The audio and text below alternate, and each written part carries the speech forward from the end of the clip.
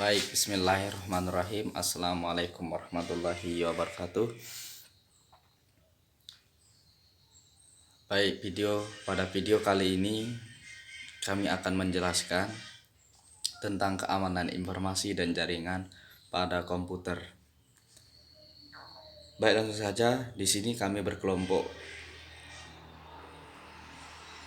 Adapun nama kelompok kami yaitu pertama ada Siswandi, kedua ada Edwin Krismon, ketiga ada Eko Firman Masduki, keempat ada Legi Usiadi, kelima Agus Perbatin Hadi, keenam Yesi Meisa Haryati.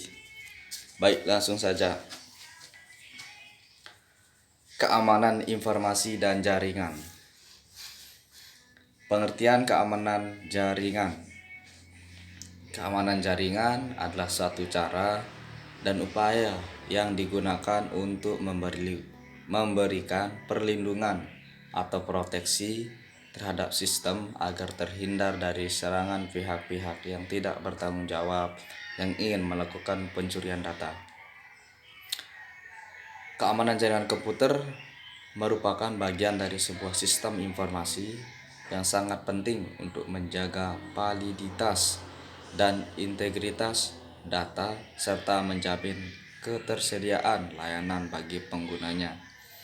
Dan sistem harus dilindungi dari segala macam serangan dan usaha penyusupan atau pemindaian oleh pihak yang tidak berhak. Prinsip-prinsip keamanan informasi dan jaringan. 1. Ada confidentiality atau kerahasiaan, yaitu ada beberapa jenis informasi yang tersedia di dalam sebuah jaringan komputer. Setiap data yang berbeda pasti mempunyai grup pengguna yang berbeda pula. Dan data dapat dikelompokkan sehingga beberapa pembatasan kepada pengguna data harus ditentukan.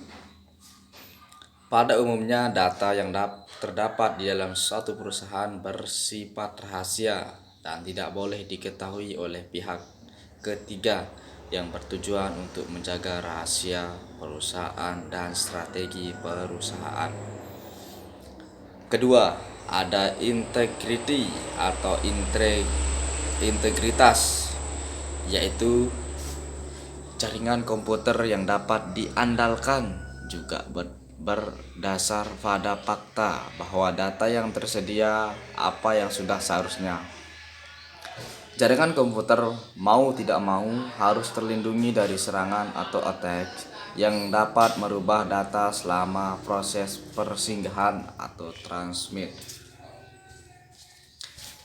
Man in the middle merupakan jenis serangan yang dapat merubah integritas dari sebuah data yang mana penyerang dapat membajak session atau memanipulasi data yang terkirim.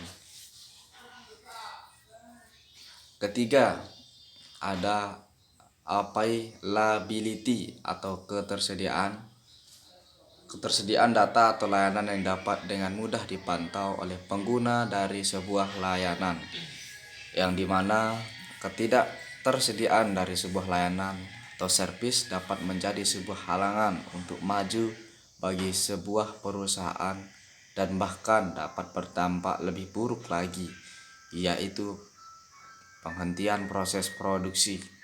Sehingga untuk aktivitas jaringan, ketersediaan data sangat penting untuk sebuah sistem agar dapat terus berjalan dengan benar.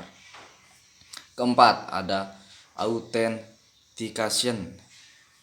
Ini akan dilakukan sewaktu user login dengan menggunakan nama user dan passwordnya berhubungan dengan hak akses.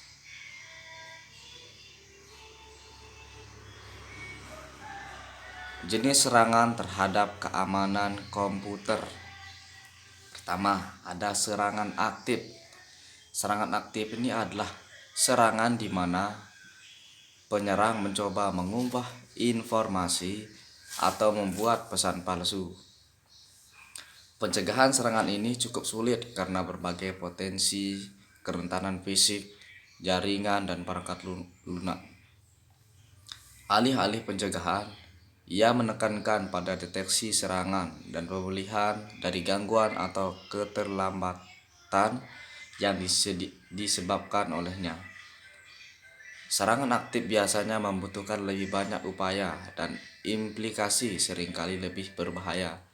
Ketika perentas mencoba menyerang, korban menyadarinya. Serangan aktif dalam bentuk gangguan, modifikasi, dan fabrikasi. Gangguan dikenal sebagai serangan menyamar di mana penyerang tidak sah mencoba untuk berpose sebagai entitas lain. Modifikasi dapat dilakukan dengan menggunakan dua cara, serangan replay dan alterasi. Dalam serangan replay, urutan kejadian atau beberapa unit data ditangkap dan dibenci oleh mereka. Sementara perubahan, pesan melibatkan beberapa perubahan pada pesan asli, salah satunya dapat menyebabkan perubahan. Fabrikasi menyebabkan serangan denial of service atau DOS, di mana penyerang berusaha untuk mencegah pengguna yang sah mengakses beberapa layanan yang diizinkan, atau dengan kata sederhana, penyerang mendapatkan akses ke jaringan dan kemudian mengunci pengguna yang berwenang. Kedua, ada serangan pasif, yaitu serangan pasif adalah serangan di mana penyerang memanjakan diri dalam menguping yang tidak sah, hanya memantau transmisi atau mengumpulkan informasi. Eavesdropper tidak membuat perubahan apapun pada data atau sistem. Tidak seperti serangan aktif, serangan pasif sulit dideteksi karena tidak melibatkan perubahan dalam sumber daya sistem atau data. Dengan demikian, entitas yang diserang tidak mendapatkan petunjuk tentang serangan itu. Meskipun itu dapat dicegah dengan menggunakan metode enkripsi, di mana data pertama kali dikodekan dalam bahasa yang tidak dipahami di ujung pengirim dan kemudian pada penerima ujung itu lagi dikonversi menjadi bahasa yang dapat dimengerti manusia. Dengan cara ini, pada saat transit, pesan berada dalam bentuk yang tidak dapat dipahami oleh perentas. Itulah sebabnya dalam serangan pasif, pencegahan memiliki lebih banyak perhatian daripada deteksi. Serangan pasif melibatkan port terbuka yang tidak dilindungi oleh firewall. Penyerang terus mencari kerentanan, dan setelah itu ditemukan, penyerang mendapatkan akses ke jaringan dan sistem. Selanjutnya, bentuk-bentuk ancaman. Pertama, ada hacker, di mana hacker pada hakikatnya adalah orang yang dapat dikategorikan sebagai programmer yang pandai dan senang mengutak-atik sesuatu yang dirasakan sebagai penghalang terhadap apa yang ingin dicapainya. Bagi seorang hacker, perlindungan terhadap sistem komputer adalah tantangan. Mereka akan mencari cara bagaimana bisa menembus password, firewall, akses key, dan sebagainya. Walaupun demikian, hacker bisa dibedakan atas dua golongan. Pertama, ada golongan putih, yaitu white hat, dan golongan hitam, black hat. Golongan putih biasanya tidak memiliki niat jahat. Mereka melakukan penyusupan hanya untuk memuaskan rasa ingin tahu atau untuk memuaskan kemampuan programmingnya dalam menembus penghalang yang ada, atau hanya untuk mencari tahu kelemahan sistem pertahanan komputer sehingga bisa membuat pertahanan yang lebih baik. Golongan hitam melakukan penyusupan paling tidak untuk mencuri rahasia dari sistem komputer, dan kalau perlu merusak data atau merusak sistem yang sedang berjalan. Kedua, ada cracker. Cracker adalah orang-orang yang menembus pertahanan keamanan sistem komputer untuk merusak, mencari keuntungan pribadi, merugikan pemilik sistem komputer. Hacker golongan hitam sebenarnya bisa dikategorikan sebagai cracker. Hacker dan cracker keduanya tetap melakukan tindakan yang melanggar aturan, yaitu menembus pertahanan keamanan sistem komputer karena tidak mendapatkan hak akses. Baik, selanjutnya teknik yang digunakan untuk hacking. Sini ada denial of service atau DOS. Serangan ini bertujuan untuk menggagalkan pelayanan sistem jaringan kepada pengguna yang sah.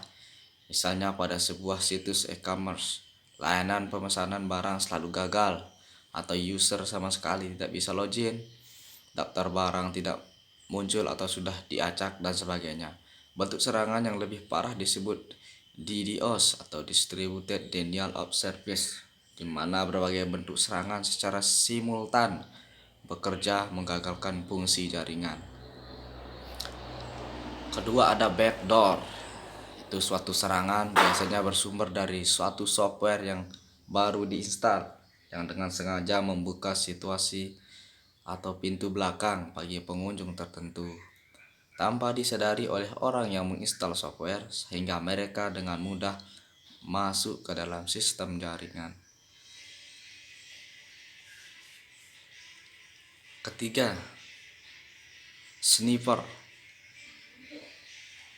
Teknik ini diimplementasikan dengan membuat program yang dapat melacak paket data seorang ketika paket tersebut melintasi internet, menangkap password dan isinya. Keempat, spoofing, suatu usaha dari orang yang tidak berhak, misalnya dengan memalsukan identitas untuk masuk ke suatu sistem jaringan, seakan-akan dia adalah user yang berhak. Kelima, ada man in the middle. Itu seorang penyerang yang menempatkan dirinya di antara dua orang yang sedang berkomunikasi melalui jaringan, sehingga semua informasi dari suatu arah melewati, disadap, dan bila perlu diubah oleh penyerang tersebut tanpa diketahui orang yang sedang berkomunikasi. Keenam, ada SQL injection, adalah hacking pada sistem komputer dengan mendapat akses basis data pada sistem. Ketujuh, ada denial of service, adalah serangan pada sistem dengan menghabiskan resource pada sistem. Kedelapan, ada traffic flooding, adalah serangan pada keamanan jaringan dengan membanjiri traffic atau lalu lintas jaringan. 9. Request flooding, adalah serangan dengan membanjiri banyak request pada sistem yang dilayani host sebagai request. Banyak dari pengguna tak terdaftar dilayani oleh layanan tersebut. 10. DPoS, adalah serangan pada perubahan tampilan. Dan 11, ada social engineering, adalah serangan pada sisi sosial dengan memanfaatkan kepercayaan pengguna. Hal ini seperti fake login hingga memanfaatkan kelemahan pengguna dan dalam sosial media. Baiklah, mungkin hanya ini yang dapat kami sampaikan atau kami jelaskan pada video kali ini. Kurang dan lebihnya kami mohon maaf. Sekian dan terima kasih. Wassalamualaikum warahmatullahi wabarakatuh.